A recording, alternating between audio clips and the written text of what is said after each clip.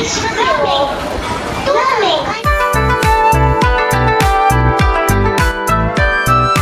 of the coolest, cleanest, most creative and cutting-edge countries to visit is Japan.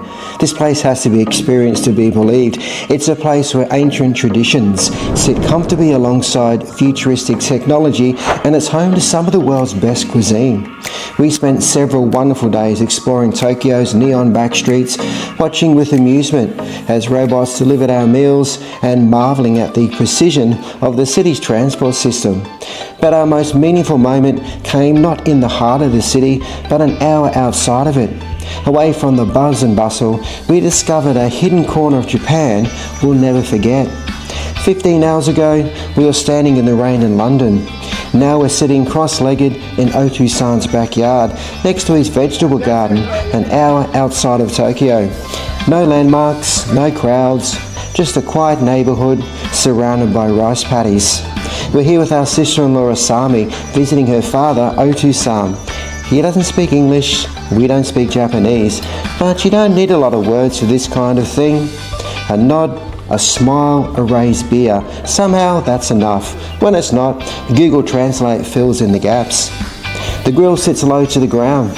Otu-san works it with quiet precision, moving pieces of meat, seafood and vegetables around like he's done it 1,000 times before. Some things I recognise, some I don't, and couldn't pronounce even if I tried, but all of it's good. Drinks are poured, plates are passed, the smoke drifts up into the evening air. We share stories, or maybe just moments, across the table. Despite the language barrier, Otu-san makes us feel completely at home.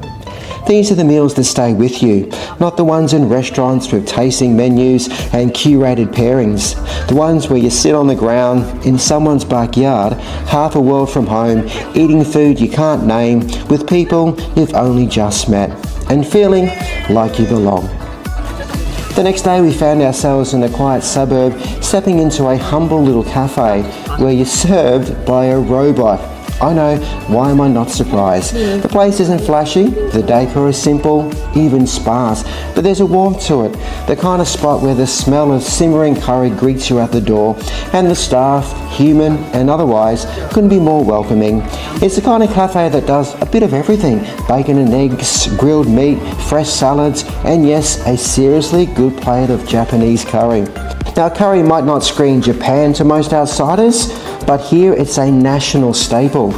It came from the British Navy in the late 1800s, got adopted by the Japanese military and never left. These days they eat more curry than sushi, and in a country that blends tradition with cutting-edge tech, having your meal served by a robot somehow makes perfect sense. After a cozy meal and a brief interaction with our robot waiter, we were back on the move. This time heading to TeamLab Planets.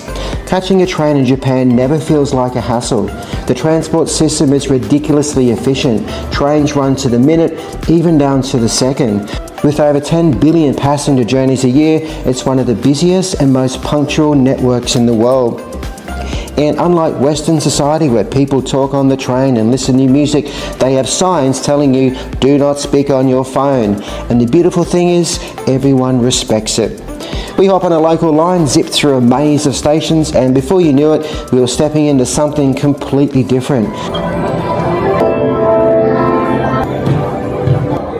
Now there's one place in Tokyo that's simply blowing up on social media, and that is the immersive digital light experience at TeamLab Planets. And naturally, we had to go and check it out.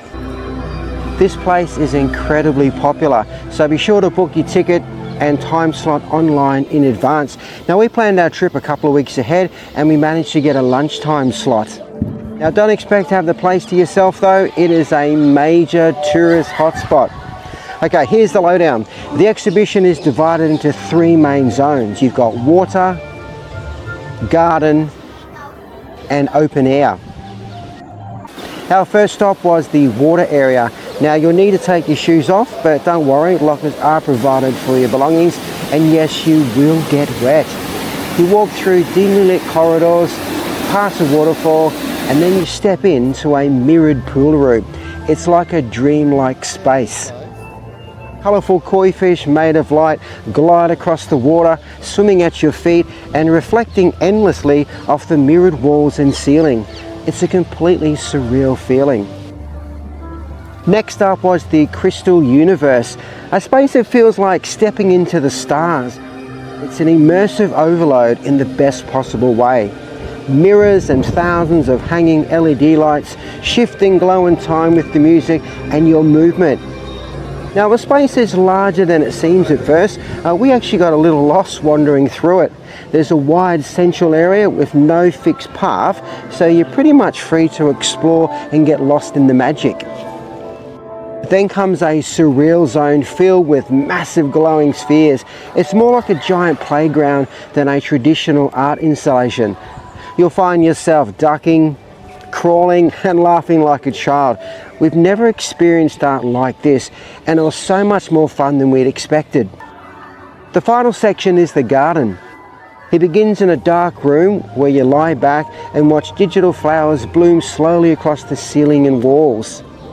Then comes something truly special, the floating flower garden. More than 13,000 real orchids hang from the ceiling, rising and falling as you move beneath them.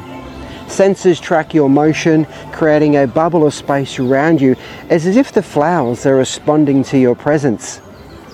I'll agree, it is a little touristy, but don't let that put you off. The whole experience takes around 1 to 2 hours, depending on your pace, and honestly, it's one of the most mesmerizing, unforgettable things that we have done.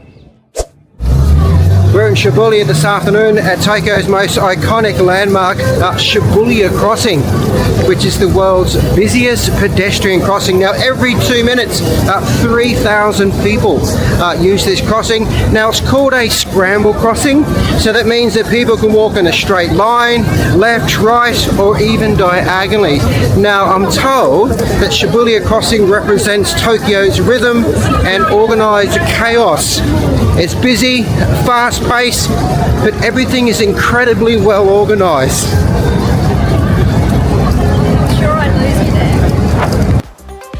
What we discovered during our return stay to Tokyo is that Japan is a country full of beautiful contrasts, where chaos feels calm and the unfamiliar somehow feels like home. We of course love the neon lights, ramen, energy and excitement. But to our surprise, it was the quiet, authentic meals, the time spent with family, friends, and the small human moments that lingered the most. This experience reminded us that you don't need to understand every word to feel like you belong. Somehow, we just did. Thank you, Tokyo, and to our Japanese family, local and expats, for reminding us that connection can be felt even when nothing is said. If you like this content, don't forget to hit the like, subscribe and notifications button. And why not leave a comment down below? See you in the next video.